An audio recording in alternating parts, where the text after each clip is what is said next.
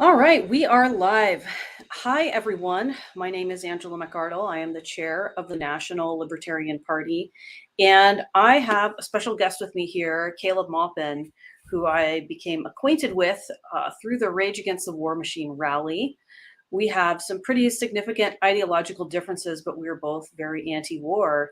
And we've been able to develop a little bit of a working relationship that way and get to know one another. And, I don't want to steal his thunder, and I'll let him share a little bit more about himself, but he is a communist.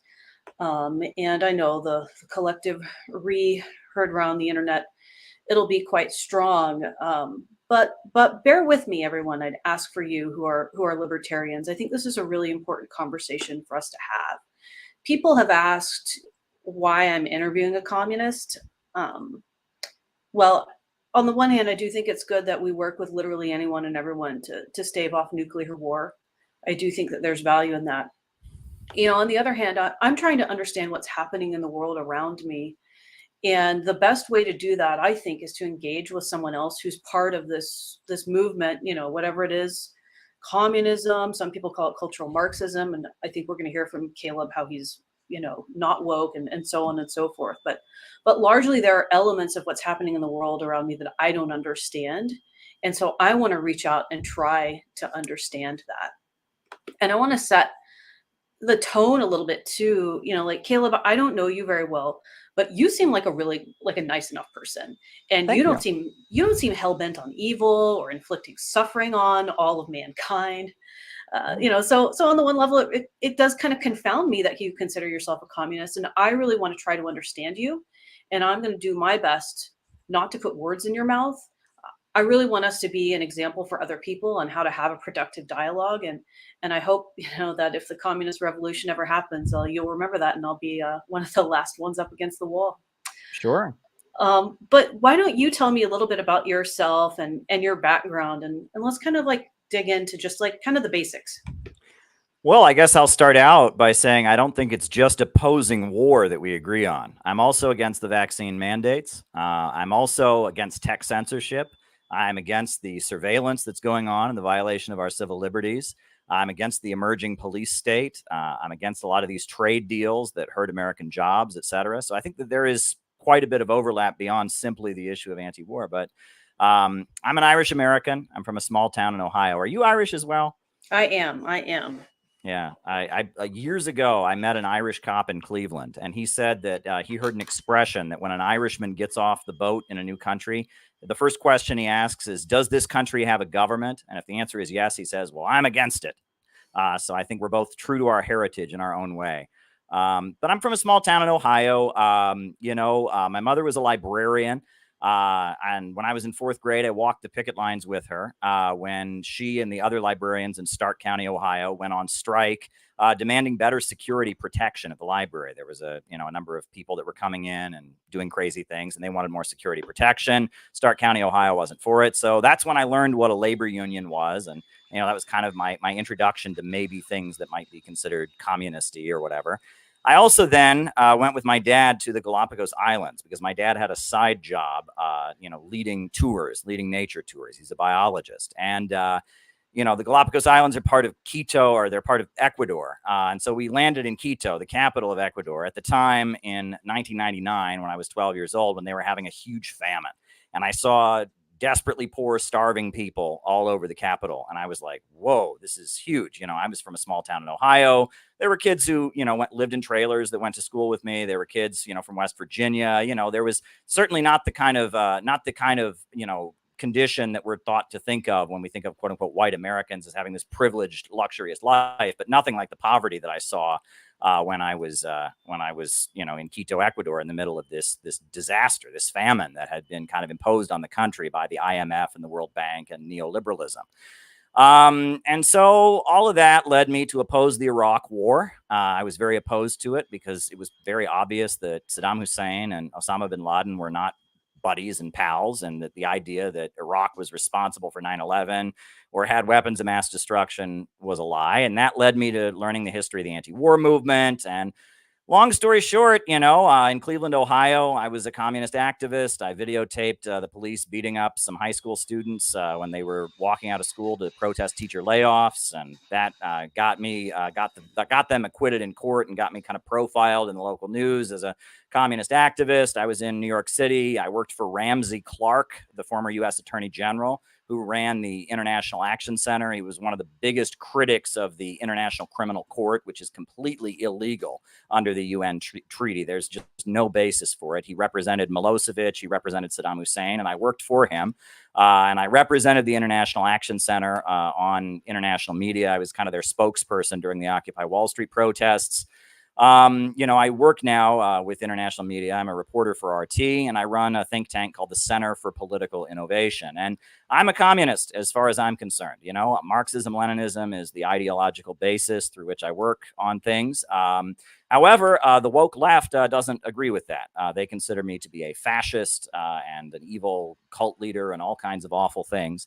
So I've increasingly discovered that as I'm not comfortable and not really welcome in woke circles, I find myself getting along with conservatives a lot, and I'm not the only one. There's a whole pattern of people like this. Max Blumenthal, for example, the gray zone folks, they're widely hated by the woke crowd, but they do great work around vaccine mandates, around opposing wars, etc. I really like Jimmy Dore. I've been on his show before. I know we're both friends with Nick Brana, the founder of the People's Party. He's a friend of mine. And, there's a growing layer of division that's not so much about ideology. It's rather about where you stand on the actual issues. And it oddly parallels the lead up to the Second World War. In the United States, if you were involved in the labor movement and you were interested in communism and you supported Roosevelt and you supported Stalin, you could join the Communist Party.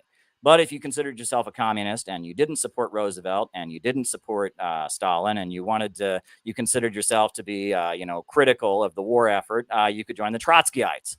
In Britain, there was a very right-wing conservative movement called the British Union of Fascists, led by Oswald Mosley. It was a conservative, young men, patriotic, socially conservative organization. And to counter it, because that was aligned with the Nazis, the British government set up something called the Oxford Group that was ultra-patriotic and socially conservative, but was on the other side and didn't support the Nazis. And in the lead up to World War II, every ideology kind of got divided, not by what you thought was the ideal world, but where you stood on the actual issues. And I see that happening in the United States. There are conservatives that I can get along with. There are conservatives I can't get along with. There are libertarians like yourself that I have a lot in common with. There's other libertarians that I don't so much have a lot in common with, and that there's a big divide. Do you support Julian Assange or don't you?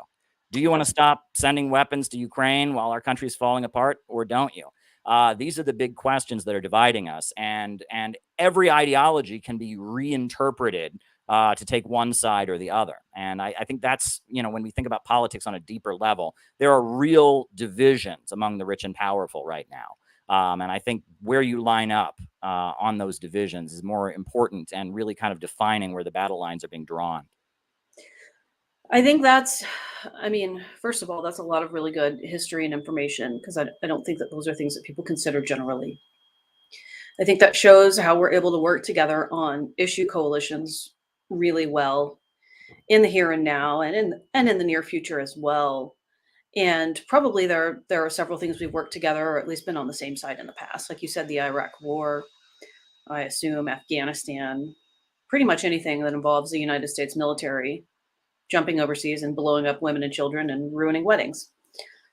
I'm really curious though about like some of the underlying values, that you might have, and how those translate, and line up, or maybe they don't line up with some of your beliefs. So like I grew up in a fairly, like a very conservative Christian Southern household.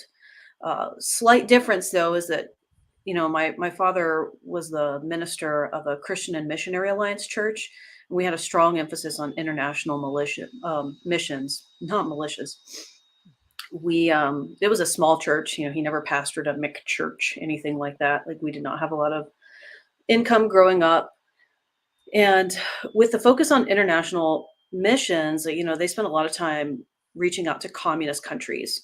And so we would have missionaries and people, who were essentially refugees come and speak with us all the time. And so I've met people who crawled out of Pol Pot's killing fields after being shot in the back of the head and miraculously survived. I've met people who, survived gulags in Soviet Russia, and people who survived persecution, had been locked in cages, kind of like John McCain alleges he was over in China. And, we definitely had a strong anti-communist bent in the home because what I was exposed to, from like 8 years old and onwards, like, every couple of years, you would hear people come back with horror stories and sometimes, like literal scars. And it definitely shaped my worldview. You know, like we had a very strong slant towards individualism, golden rule, responsibility, a pursuit of meaning. And we didn't have a lot of money, but I think that we still revered upward mobility economically. And one of the things that I worry about the world now, especially with like woke culture, which I know you're not a part of, is they seem to like deeply resent upward economic mobility, and they love equality, but it seems to be to drag everyone down, not to bring people up. And I'm just curious, like, if you have any thoughts on that, where you differ, and if you can help kind of unravel that whole mess. Well, this is where I have gotten widely canceled and attacked by the woke left, because I've pointed out that, what Karl Marx actually wrote was that the ultimate goal of communism, the ultimate vision of a world with no social hierarchies, with no government, where there is, from each according to their own ability to each according to their needs. He very clearly wrote that that is only possible when there is so much wealth in existence, when there is so much abundance that exists, that the need for these things fades away. If you read what he wrote, his understanding was you couldn't have a total communist society until you have a situation where labor becomes life's prime want and no longer a necessity, when technology has advanced so much that people only work to keep from being bored. And that Marx's understanding of communism, he said, right can never be higher than the social conditions thereby. And what he's talking about is that the history of humanity, the bulk of human civilization was hunter-gatherer civilization. We were hunting and gathering in the woods in tribes of like 20 or 30. But then, with our brilliance and our creativity, we developed, sticks and rocks, and we started, being able to hunt animals way more effectively. We developed an understanding of the patterns of plant growth. And that led human beings to the point that we got so good at hunting and gathering that there was a scarcity. So then we invented a new way of doing things with the origin of agriculture. We started domesticating animals. We started growing crops. And that was the first social revolution. And it led to a higher stage of development. And out of that, we got ancient Egypt and Mesopotamia and Greece and Rome and the slave empires. But slavery is a very inefficient way of doing things. Out of slavery came feudalism, which was much more efficient. And out of feudalism came the revolutions that broke apart feudalism, including the American Revolution of 1776, but the English Civil War, the French Revolution, and we got modern capitalism. And the understanding was that each time human beings were moving toward a higher mode of production, inventing new technology and advancing to a higher plane. And that the goal of communism, the idea is that, that the artificial restraints on human creativity that are created by the capitalist system, that these things can be overcome. In all systems that existed before, when people starved, it was because there was a shortage of food. But only under capitalism do you have a situation where people are hungry because there is too much food. In systems of the past, when you had homelessness, it was because there simply wasn't enough housing. But only under capitalism do you have a system where people become homeless because there is too much housing. And that capitalism creates this problem of poverty created by abundance. There's an old thing they talk about, the coal miner's riddle. The little boy says to his father, "Why is it so cold?" And the father says, "Because I can't afford any coal to heat the stove." And the little boy says to the father, "Why can't you afford any coal?" And he says, "Because I lost my job at the coal mine. I got laid off." The little boy says, "Why did you lose your job at the coal mine?" He said, "Because there is too much coal." And this is the built-in problem of capitalism, that technological advancement and the ability to create abundance leads to a situation where the worker cannot buy back what he produces, and you have the frequent problem of glut. And that's, Keynesian economics is intended to address that issue. right? It's the government hiring people to dig holes and then fill them back in. And the idea is that gets people spending when you have this problem of a glut on the market. Well, Marxism says that the problem of overproduction can be resolved by having rational planning of the economy. And that will lead human beings to create a higher level of abundance, to outstrip the narrow limits of the profit system.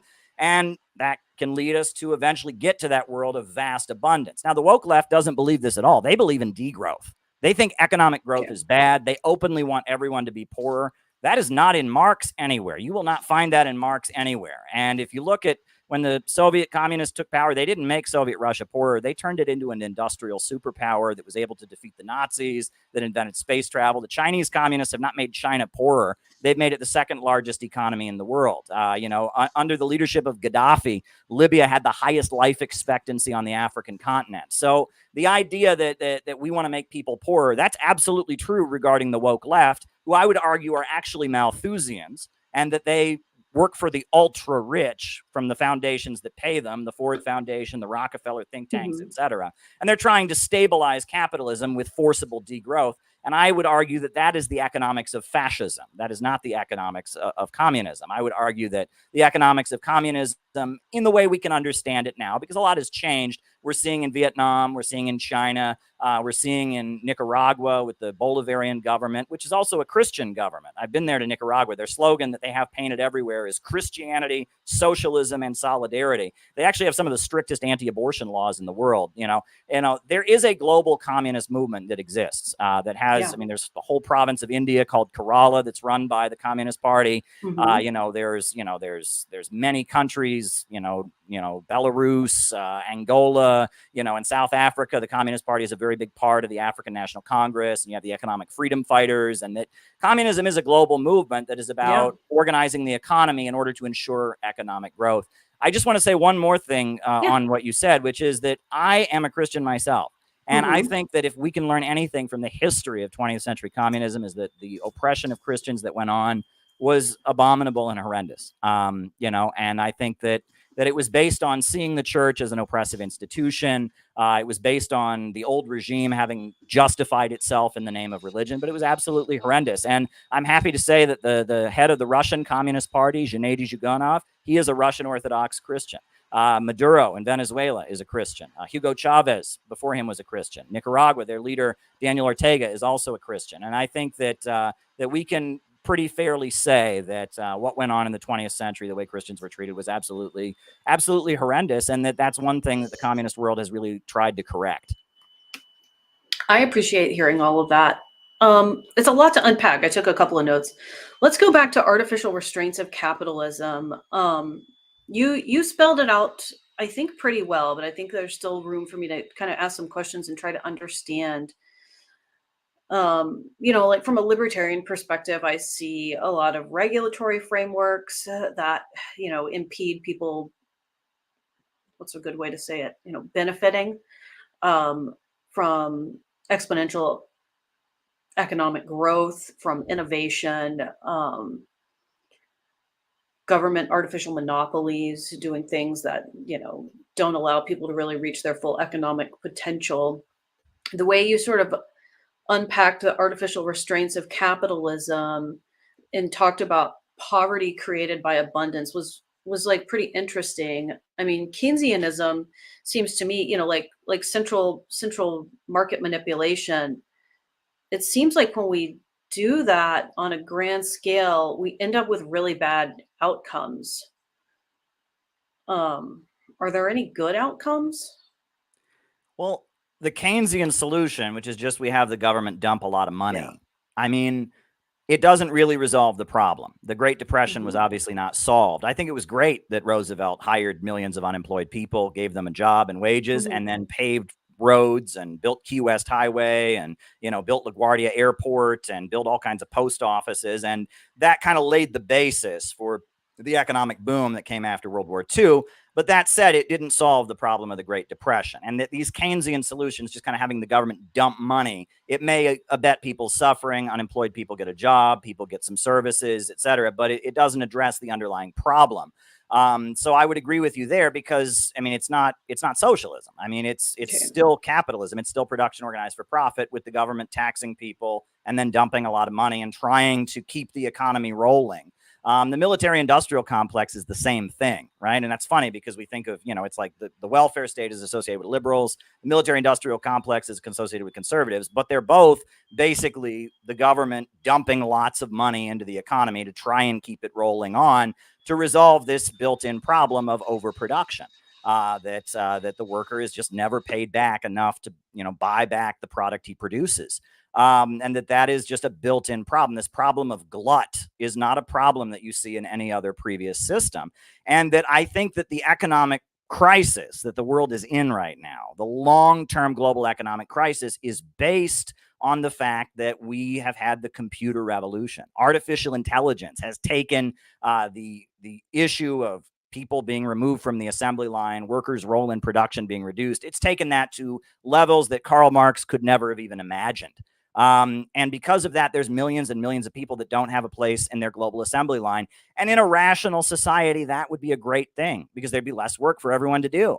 Self-driving cars should be a great thing, right? All this unnecessary labor now, driving, traffic courts, all these things are no longer needed. They're no longer needed. She's, I guess, restarting her laptop.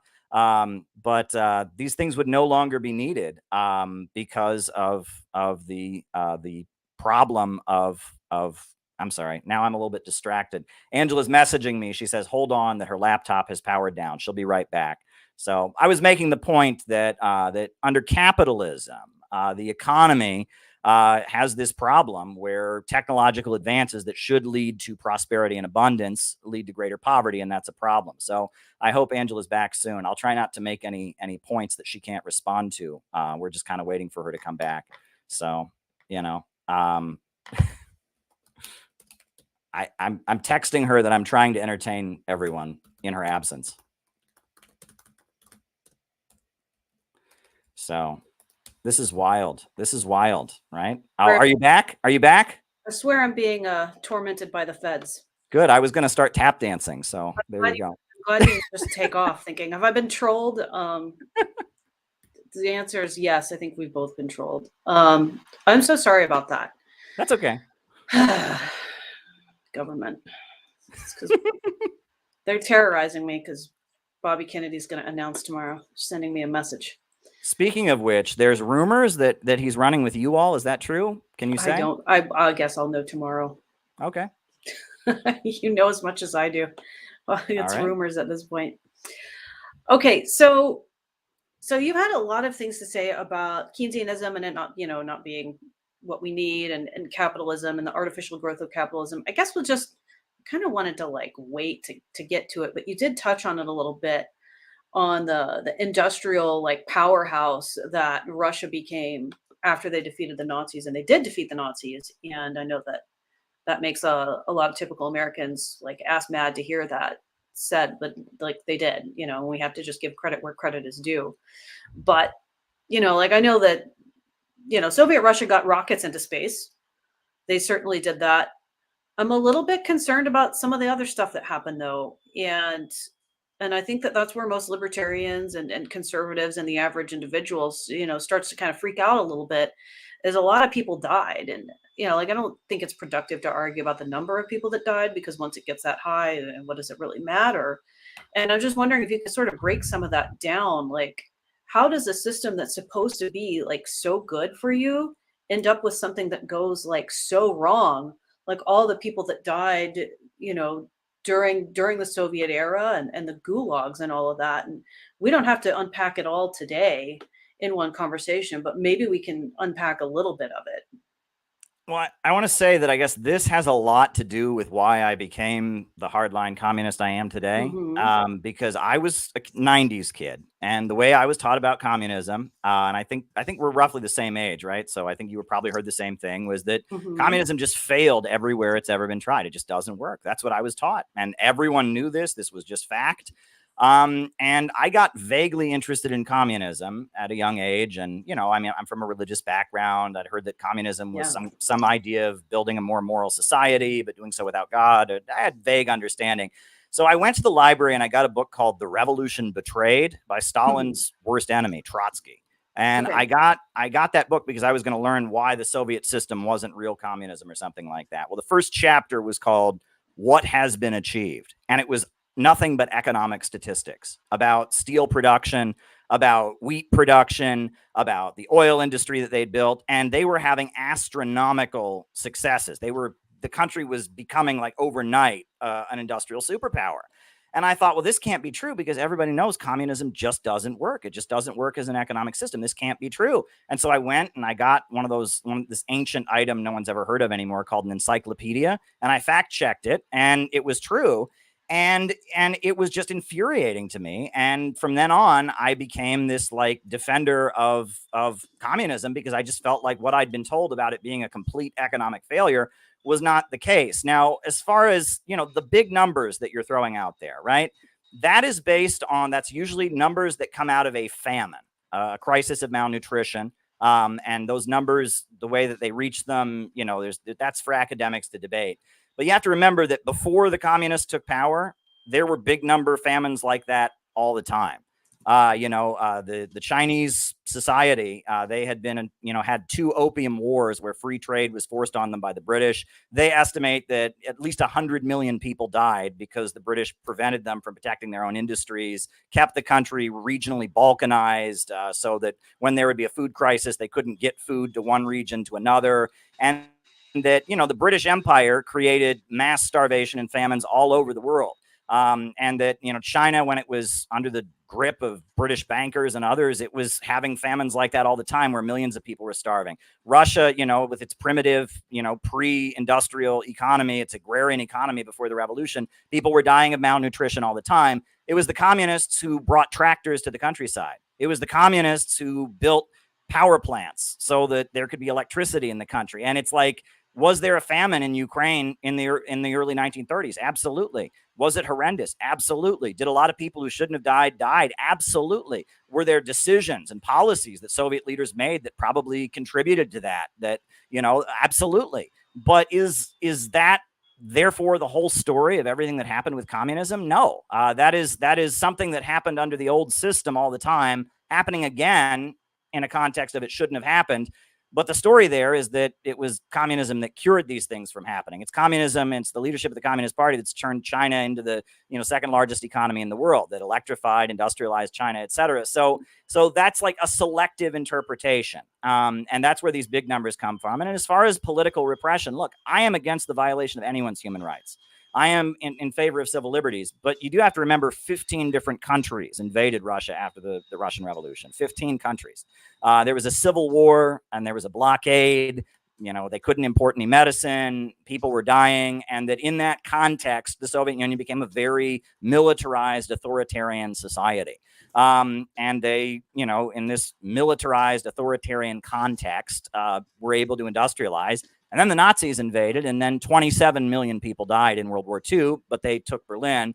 And that the conditions through which their society was developing were not conditions that are, very tangible to an open and free society. And one of the things that frustrates me a lot is that, that nobody in the world was talking about the right of freedom of speech, the right of freedom of religion, the right of freedom of assembly until like the 1400s in Europe. And why was that? Were people just evil until then? And one day John Locke was born and suddenly he was moral and we started respecting people's rights? No.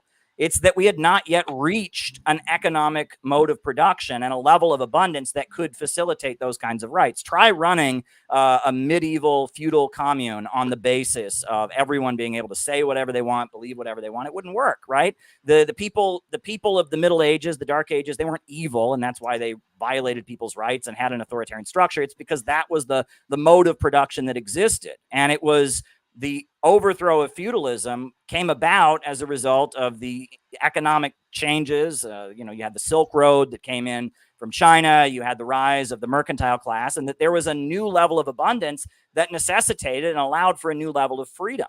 And ultimately, I want there to be so much abundance that we have total freedom. I don't want there to be any government at all. I don't want there to be any coercion at all. I want people to be able to just do what they feel like doing. That's what I want. But I think the road to doing so is getting beyond a system where profit dictates production. You're a mother. I mean, you talk about being a mother. I mean, would you let an invisible hand take care of your child? I don't think you would. Right. I mean, and that laissez-faire and just letting the market solve things, the chaos of the market is not something we should allow to have control over the lives of millions of people. Now, I do think you need market mechanisms, and we learned that. I mean, China has benefited a lot from adopting market policies. The government shouldn't be making children's toys. It shouldn't be running hotels and restaurants. But I think the government should be running healthcare. I think the government should be running the steel industry. I think the government should be running the power plants and electricity. I think the banking should be done strategically in the interest of the country overall. But yes, you need market mechanisms for consumer goods, for things that make life pleasurable. And I think we learned that from the Cold War, that the Stalin model is very effective at rapidly industrializing countries. But after that, once people have education and they have housing and they have electricity, after that, it starts to stagnate a little bit. And that's why Deng Xiaoping was very brilliant. The reforms that he did that really saved China. And that's why China didn't collapse the way the Soviet Union did. The Soviet Union needed reform in the 1980s. There's no question about it. But they couldn't bend, so they broke. Well, China has been able to bend and reinvent itself constantly. And that has been to their strength. You talked about feudalism and not changing. The overthrow of feudalism in China was pretty violent. I think a lot of people died there, and I think there's sometimes a little bit of a misunderstanding on what Chinese landlords were. That it was more like feudalism than what you think about, as a landlord here in the United States. But it makes me, a little nervous, suspicious of a movement, whether it's political, cultural, or both, that would encourage people murdering feudal families, and peasantry, even if they were wealthy peasants, whatever that means. I mean, I know that you know what that means. It's like that, Stalinism, gulags. And I hear you when you say countries invaded, but the gulag system seemed pretty brutal. And I seem to see like a pattern emerge where there's just like a lot of violence, and people are going to die. I understand that's like the default condition of humanity is we live and we die. But like in my perspective, capitalism, which I guess maybe we didn't define that initially. Free markets for me, maybe that's a better term. Maybe people think of capitalism as the government being involved. Like free markets tend to have less violent outcomes and to allow more for individualism than communism and systems that seem to really control what happens very, very aggressively from the top down to the bottom. And I'm just wondering, like, how do you kind of reconcile what seems to be like really violent, like actively violent, not passively violent, like tragedy? How do you reconcile that with being a Christian, or do you have like a different explanation for that? Well, I think that in order to address your point, I have to clarify something, which is that you're referring to capitalism as kind of like Ayn Rand, as an unknown ideal, I would assume, right? You're not referring to the system that we live under now as capitalism. Well, because I don't think that it really is. Okay. I mean, the government interference, right? I would say that, capitalism, as I understand it, the system of private ownership of the means of production organized for profit, began with mass genocide. First in Europe, with the clearing of the commons, where these peasants whose families had lived there for centuries were driven off the land, and then they just started executing homeless people. King Henry VIII executed thousands of people for being vagabonds. It was a crime, and they were hung, and they cleared, the enclosure That's movement. Government, though. Well, yes, but it was in order to secure. They were taking what was, the feudal common property. They were breaking it up and making it private land. And in order to do that, thousands and thousands of people were killed. And the Scottish Highlands were cleared in a similar manner. I mean, mass genocide there. And then you had the transcontinental slave trade. And then you had the Native Americans. And then you had, war after war after war. And it's like, if you're going to talk about violence, the system that we currently live under, which I understand is not the libertarian ideal of capitalism, but is the system that I see myself as opposing, there's violence to create it. There's violence to maintain it. There's a body count that goes on all the time. But I wouldn't call that.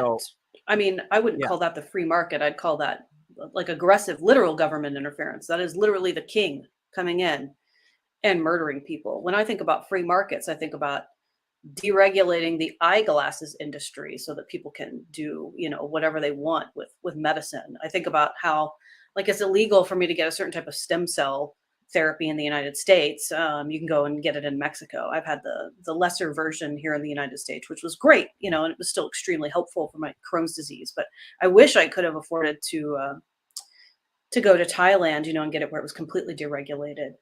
I really do, like, I think about free markets, not government. I want to get as far away from government as I can, like in as many areas as possible. And to that extent, like, I do welcome the invisible hand.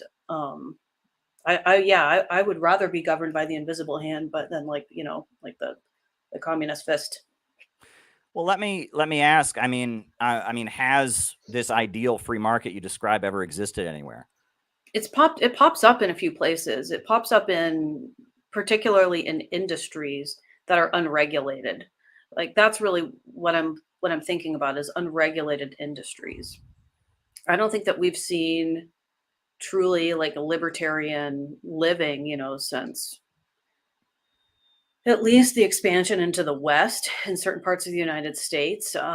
Certainly, like the United States post-Revolutionary War. It's not anarcho-capitalism, but it was definitely very libertarian. Sure. However, we did have a national bank back then, and that was a big part of Hamiltonian economics, was the creation of a government bank that would loan money to states to build lighthouses. And so, it's not People completely. were able to circumvent it a little bit, though, and Andrew Jackson crushed it. Yes. That was his big fight. He crushed plenty of other things too, though it's not so impressive or proud of. Sure. But yeah, it's for me, it's free markets, and it's like, so many of my criticisms of communism, it's not just exclusive to communism, although I think communism is like the distillation of the things that I find the worst in government, but it is government in general.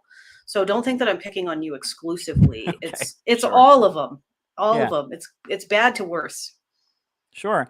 Well, I feel like this is more a question of, we're arguing against kind of an ideal. But even like the ideal you describe, right? So in this hypothetical free market with no government intervention, right? Hmm. Obviously, due to the way the market works, some people would end up with a lot more wealth and money than other people, just because Yes. that's the way it is. So what would stop those people in this hypothetical situation from then going to the, bare bones government that exists in these circumstances that just protects private property and using their wealth and influence to then change the rules? And we're right back where we started. Freedom of choice is really important. I mean, the Constitution is not perfect. Obviously, it hasn't been a perfect system of checks and balances, but generally, the less government regulation and burden we have, the more innovation we have, the less people are held back, and the less the government is kicking in doors and dragging people into jail for breaking their laws. And I don't believe in utopia. I don't believe there's a libertarian utopia any more than I believe there's a communist utopia. And a lot of that has to do with human nature. And yeah, I guess maybe I'm curious what you think about human nature as well. Like, as a Christian, like, do you think people are mostly good, evil? Is it just that they have the capacity to do both? Like, kind of where are you at on that? Well, the human nature argument, that's the standard thing I've heard. People say communism doesn't work because of human nature, but the nature of human beings changes in different circumstances. When people are struggling and don't have enough, there's going to be some who have, and there's going to be some who don't. And social hierarchies, and a lot of that is based on scarcity. But in a state of abundance, when there's enough for everybody, things can be different. And that the way humans act tends to be different in different circumstances. This is the whole thing. Jordan Peterson has the whole thing about lobsters. He's like, well, lobsters have Hmm. hierarchies. It's in our human DNA to create hierarchies. So therefore, we're always just going to have social hierarchies. Well, it's in our DNA to run, but we don't run all the time. We run when we need to. Right. And that the nature of social hierarchies throughout the, 10,000 years of human civilization that we've seen has changed a lot. We've had feudalism, we've had slavery, we've had modern liberal democratic states, we've had communism. The social hierarchies change based on the circumstances. and that humans have the capacity to act in different ways, and that as we reach a higher plane of existence and as we interact with our environment in a more efficient way, and that's really, the history of humanity is we're constantly forcing the environment to serve us, but we're constantly doing it in ways that are more advanced. We're getting better at forcing the environment to serve us. And as we force the environment to serve us in more and more efficient ways, as we expand our population, as we expand our living standards, you'll notice we become more free. And we respect people's rights more, and that our life expectancy expands, and we have a higher level of social autonomy and individualism. But at the end of the day, human beings are collective creatures. And, every building in the New York City skyline is the result of lots of people, thousands and thousands of people's collective labor. There's not a single product you can point to anymore in any store that one person made that. No one can point to anything and say, I made that by myself. And even like some artisan, you say like a wood carver, right? He's got, he carved it all by himself, but he's using a tool, and that tool was made in a factory, and that Sure. human beings are collective in nature. Everything we've accomplished is collective. But However, through hierarchies. Sure. And that's the way we have to function at this time, but we want to get beyond that. We'd like to get to a society in which hierarchies are no longer necessary, in which technology has advanced to the point that human beings can just live a comfortable existence. But the basis of that is abundance. And I would argue, based on what I said before about poverty created by abundance, that the irrationality of the capitalist system holds us back from reaching that higher plane of existence. I feel like just as much as you, the death penalty is something I really think we ought to get rid of here in the United States. And honestly, if every country in the world could get rid of it, that would be great as well. But I look at countries that are in very different conditions than we're in. I've been to Iran many times, and Iran, they are not a Marxist government. They say they're neither capitalist or socialist. It's just Islam, but it's like they have 5-year plans. They have state planning and production. They're aligned with China and Russia and Venezuela. But they come out of an anti-imperialist revolution, but they have an Islamist ideology. But one thing in Iran is they use the death penalty pretty widely in Iran. But that's because on their border, they have these vicious heroin gangs that are known to go into people's homes and point guns at them and say, you do what we say or we kill you. And in order to combat them, the government has to have the same threat. I assume heroin's illegal. What?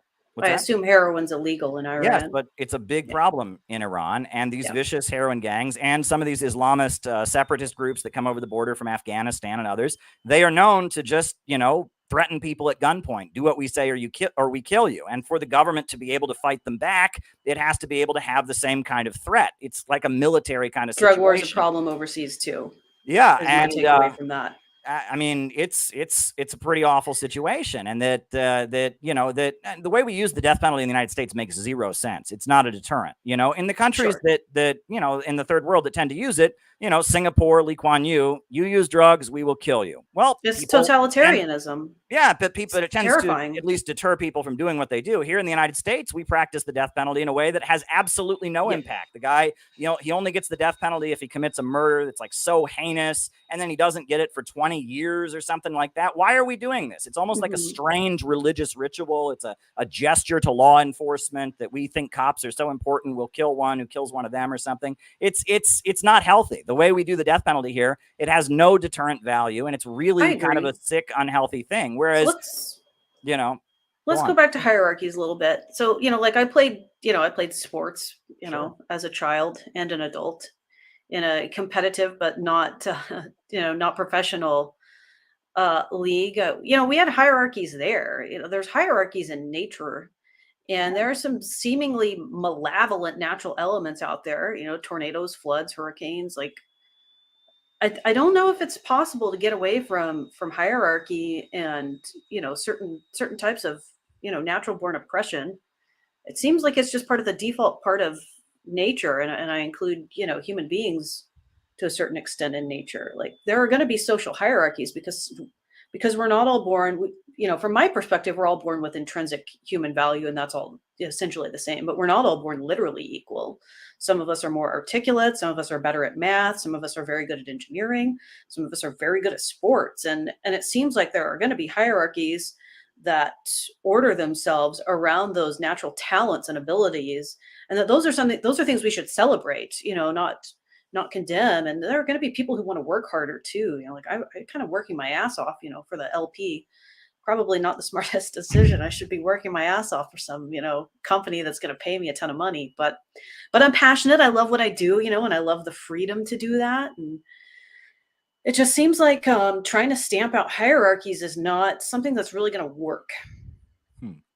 Well, I'll make this analogy. Okay. In a low income family, the refrigerator is something that the parent has to very carefully regulate.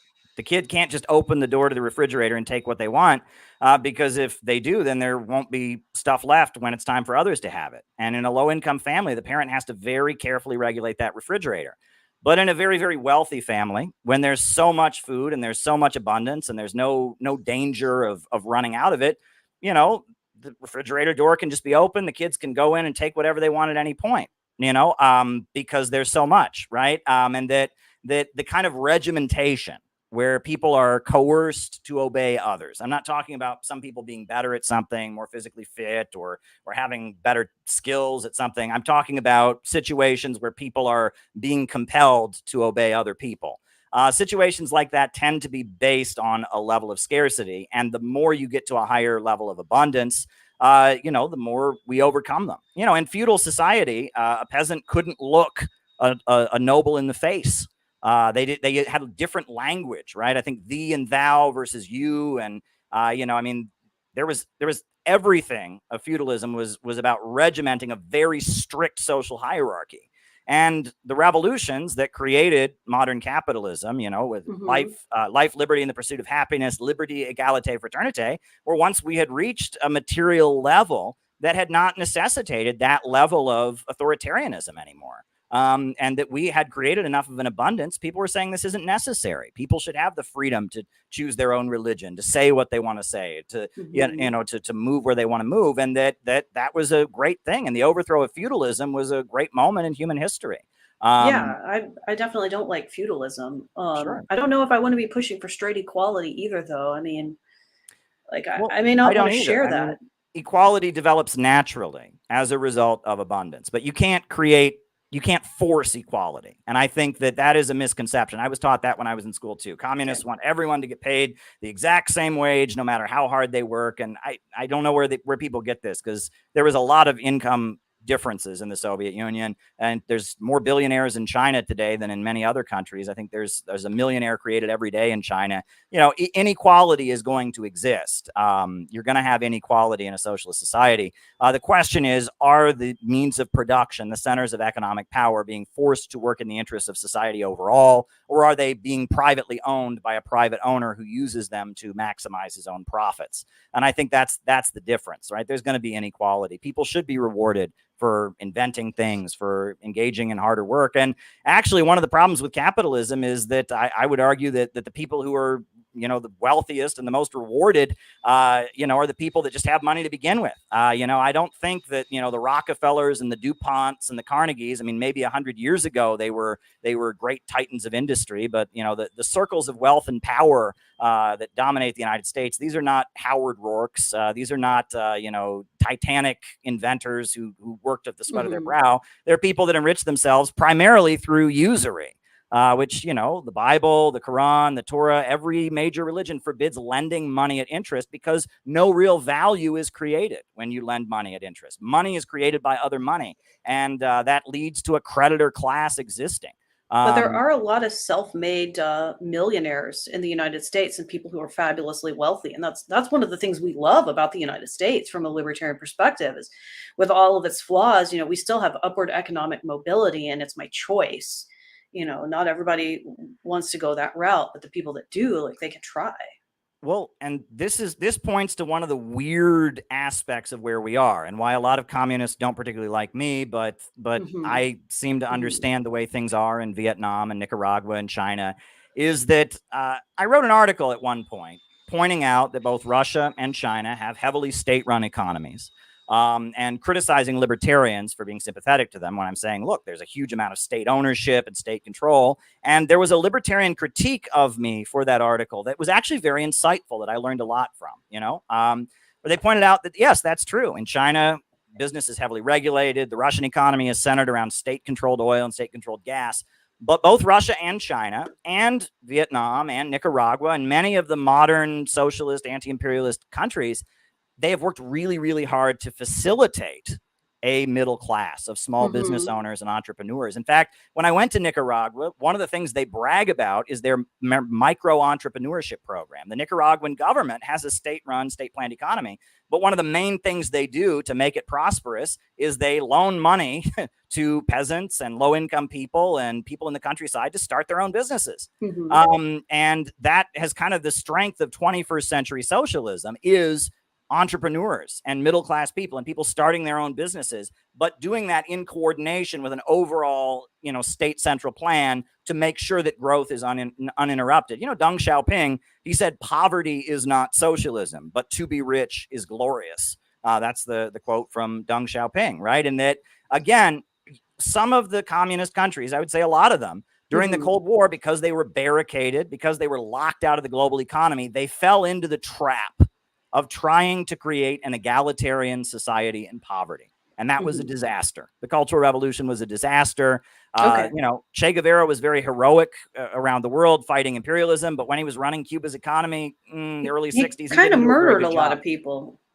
Well, he was involved in he was a military leader. I mean, he was involved in armed struggle. I mean, but in terms of when he was running the Cuban economy, he had this concept of the socialist man, this idea that people would just work out of the goodness of their heart or something, getting rid of material incentives. And it was a disaster. And the Cuban government acknowledges that. They think it was heroic of him to go to Bolivia and organize the people in the countryside to fight for their rights. They think it was heroic of him to go to the Congo and fight colonialism. But his economic management of Cuba was not effective. And Cuba is moving toward the Vietnamese and Chinese economic model. And they'll tell you now the strength in Cuba is having a private sector and having a market sector, and you need that. You really do need that. I think markets are necessary, but they shouldn't have control over the vital sectors of the economy. The economy overall should be planned, but markets should be allowed to flourish. I absolutely believe that. Can we have a choice in hospital? Like, there's so many. I've been to a government hospital and a private hospital, and I got to tell you, the difference is pretty night and day. Like, it's pretty frightening at this point.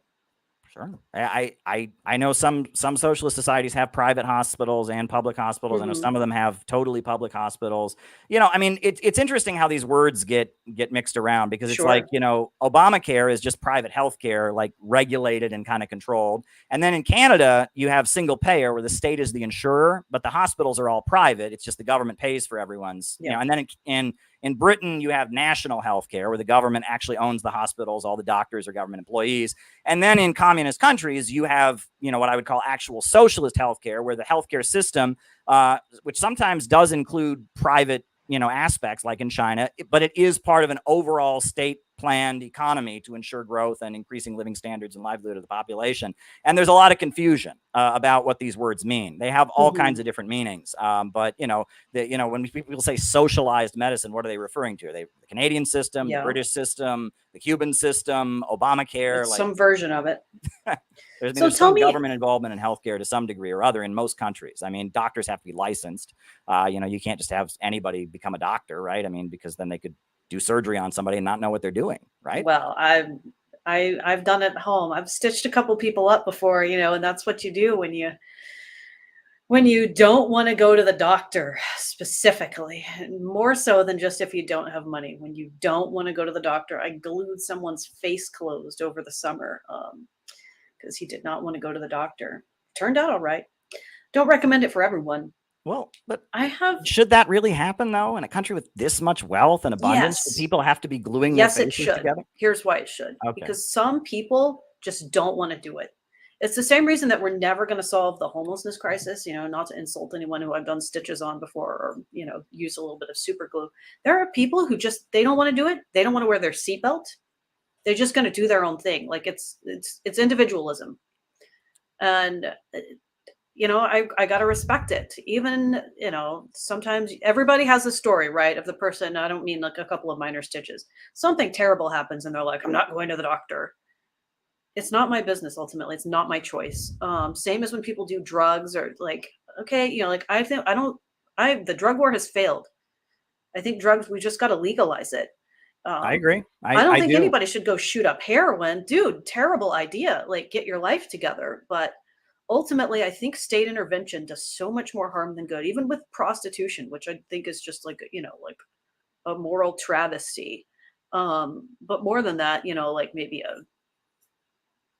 a window into the dysfunction of our, humanity and cultural Mm. problems when it becomes, really out of control. But I just like I believe in the rights of the individual, and it's hard for me to reconcile individualism with communism.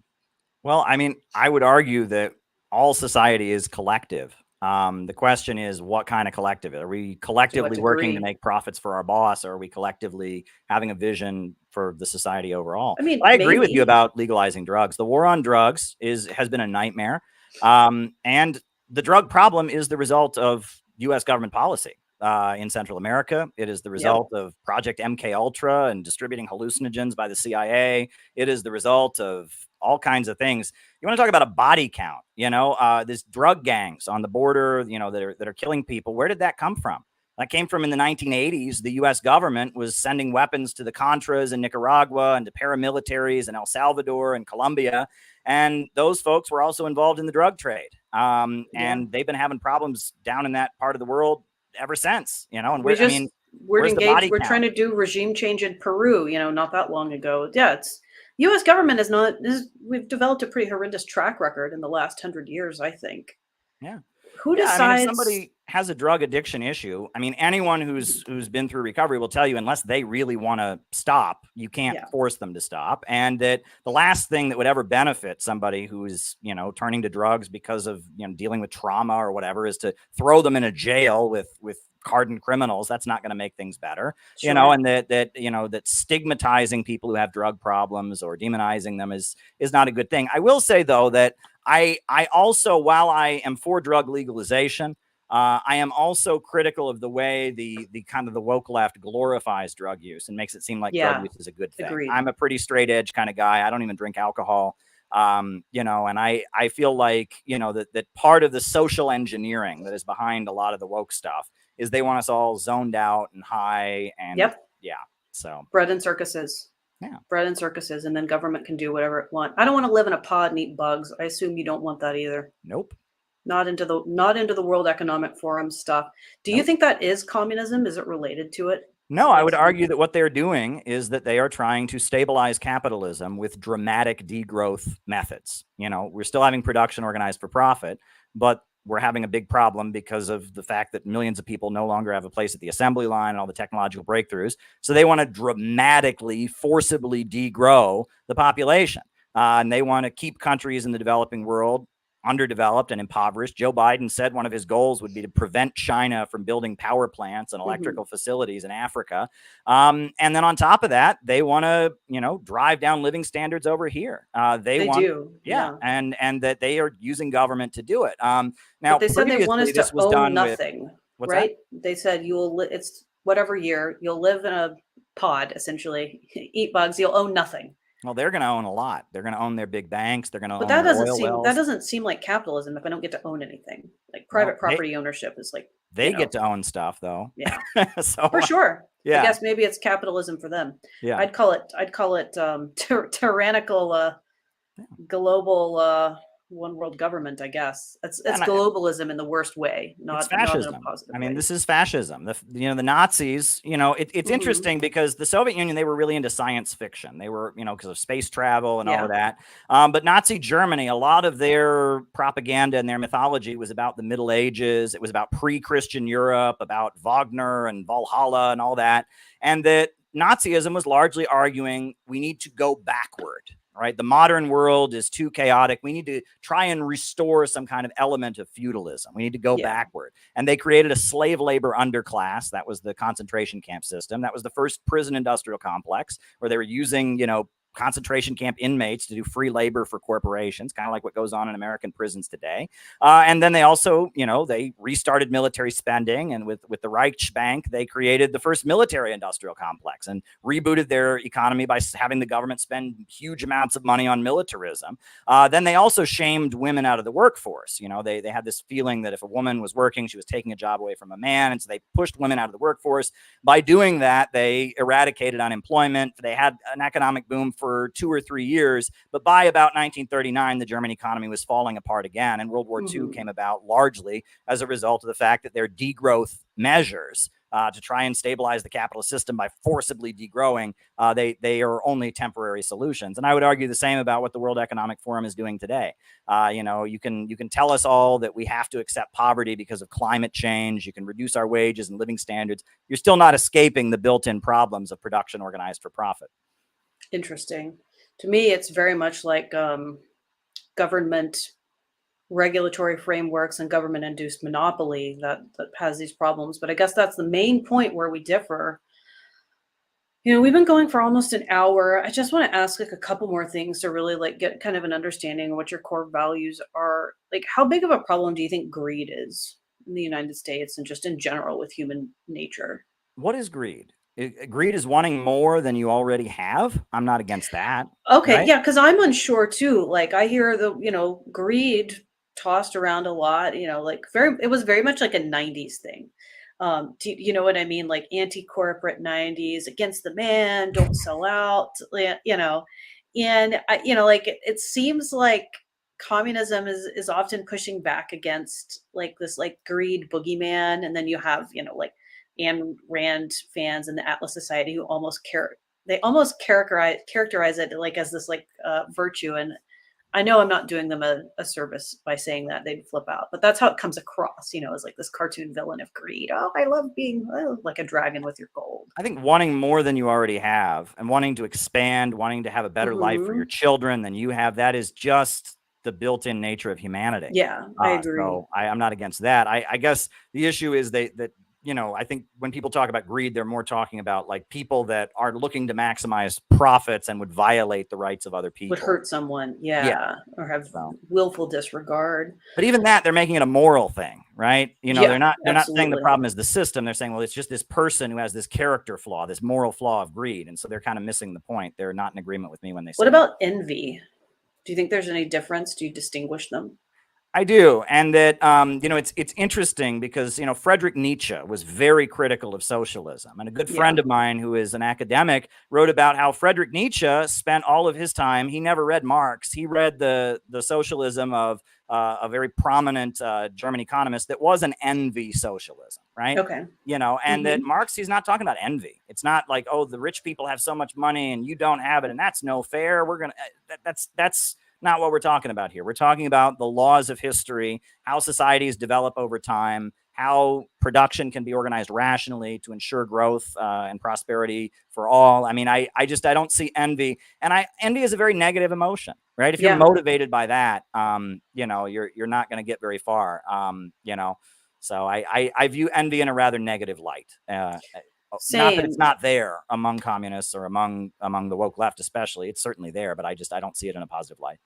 Yeah, with the woke left, I really feel like their desire for violent, bloody revolution here in the United States, like a lot of it is fueled by envy and nihilism and personal just discontent. And I mean, you mentioned Jordan Peterson before, and I wish that they would pick up his book and read about it and just do some personal self-reflection before just trying to tear down Western civilization. Well, What it's do you think about interesting. I want to comment on that because, after Lenin died, there was a fight between Stalin and Trotsky, and Stalin won out and Trotsky lost. What was that fight about? Trotsky advocated permanent revolution. And that he spent most of his life not in Russia, but in exile in Europe. He was very well known in Paris and Vienna, and he was kind of enthralled with the revolutionary intellectuals. And he wanted to march communism all over the world and have the permanent revolution. Whereas Stalin said, well, no, we have our way of doing things here in Russia. We'll sign peace treaties with America, with other countries, and we're going to build up our own country. And that was a divide. And Stalin, he came from a Christian background. He went to seminary school. He was from Georgia. And Trotsky was this wealthy middle-class intellectual. And that divide, that Stalin-Trotsky divide, that was the very beginning, I would argue, of what we now understand to be the woke left. Then later, after the Second World War, the CIA launched a program called the Congress for Cultural Freedom. And that was where the CIA started funding communists and leftists who were against the Soviet Union. And that's where the Frankfurt School comes out of. Theodore Adorno, Susan Sontag, Hannah Arendt, Mary McCarthy, names like that. And those folks, they were very against the Soviet Union, and their leftism was very much a leftism, not of organizing the economy to ensure that there's economic growth, but rather of vengeance, of social nonconformity, and really hatred for humanity, for the people. Yeah. And that the woke stuff is the result of an attempt on the part of American intelligence to create distance between the Soviet Union and the middle class radical intellectuals who might be aligned with it because they were attracted to communism. And you know, the George Soros foundations and all of that had a lot to do with the color revolutions that brought down the Soviet Union. And now I would argue that that apparatus has been brought back to the United States. That basically they've brought back their global apparatus of progressive and, you know, community-oriented people to try and impose their degrowth agenda on us here in the United States. And that this was a divide, and that, yes, I mean, the Cultural Revolution in China, I have met many people from China who lived through the Cultural Revolution. I have never met anyone who said it was good. I have met a couple people who said they felt it was necessary because there would have been, you know, China would have had an overthrow and they would have gone back to being poor or something like that. But none of them thought it was good. Right. And that we can all agree that the gulags were horrendous, and all kinds of people who did not belong in those gulags, innocent people, ended up there. People were turning in their neighbors. There was mass fear, and that was horrendous. And that, you know, I have urged people in the communist community, these gulags memes, they're not funny. Cut that out. It's not funny. If you had a relative who died in that, you wouldn't think that was funny, you know? But I will say the same about helicopter memes, because I've met a lot of Chileans and I've met a lot of Argentine folks. And, you know, I mean, you know, the amount of mass murder of communists, you know, just for saying what they believe is massive. And that's not funny either. And I think trivializing human life is something we need to get past. It's fun on the internet, right? You just want to, when you're digging your enemy, oh, I want to throw you in a gulag. I want to drop you out of a, it's childish. Well, it's fun until your friend says my family and I fled the Chilean government. Yeah. Then it's not fun. It's funny until you meet someone who said, you know, like both of my grandparents died in the gulag. Then it's not so funny.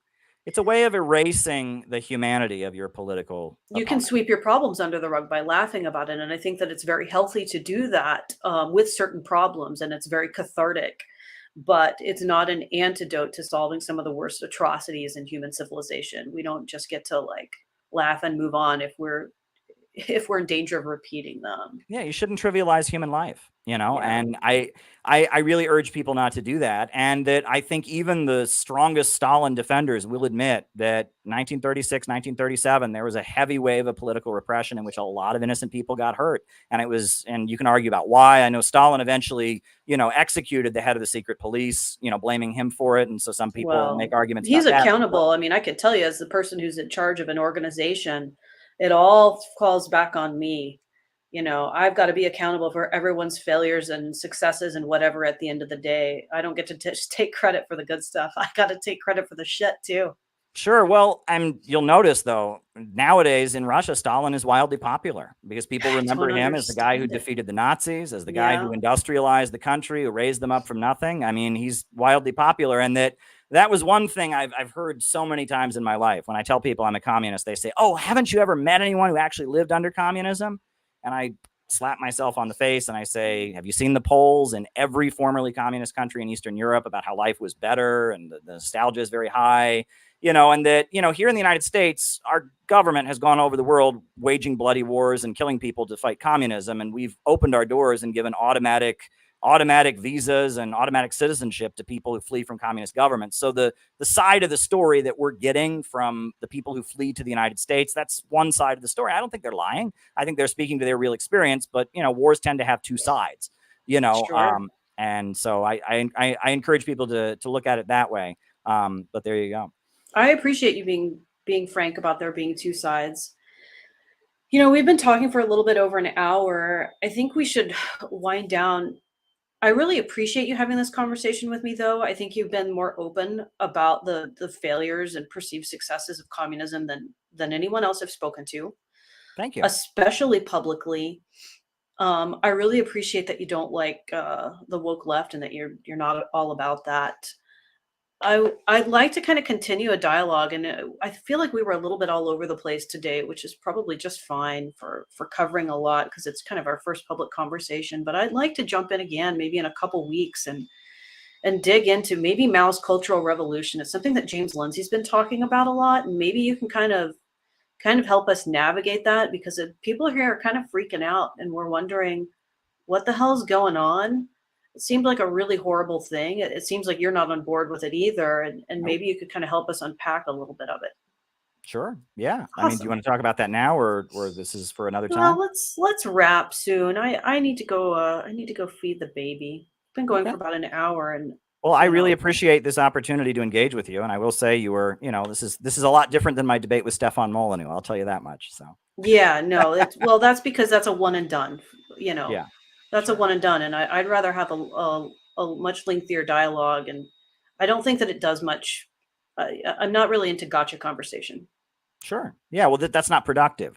And the It's main not. thing right now, and I think this is the main thing, we've got to stop the war, and we've got to stop the police state, and that is Absolutely. the urgency of the moment right now. And I'm willing to work with anyone who wants to do that. And if somebody doesn't want to do that, if they want to send more weapons to Ukraine, or they want to throw Julian Assange in prison for the rest of his life because he leaked the crimes of the American government, but they call themselves a communist, that doesn't mean anything to me at this point, right? And I'm more concerned about where people stand on the actual issues because things are getting intense. I mean, I don't know.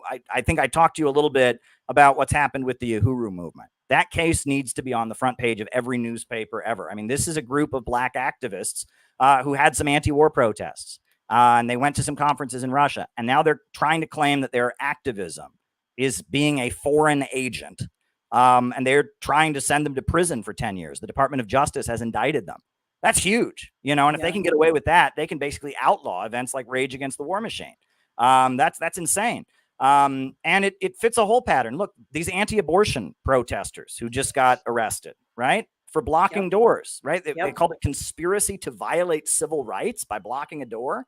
And they're facing a sentence of 11 or 12 years in prison for blocking some doors in an anti-abortion protest. The sentences that are being handed down to January 6th people right now are insane. I mean, we are moving toward a very heavy-handed police state in the United States as we set the stage for World War III. And this is an urgent situation, and the time for playing Sim City and arguing about, well, my utopia looks this way. Yeah, well, my utopia looks that way. That time has passed, right? And as much as I will defend to some degree or other the legacy of communism internationally, I'm an American.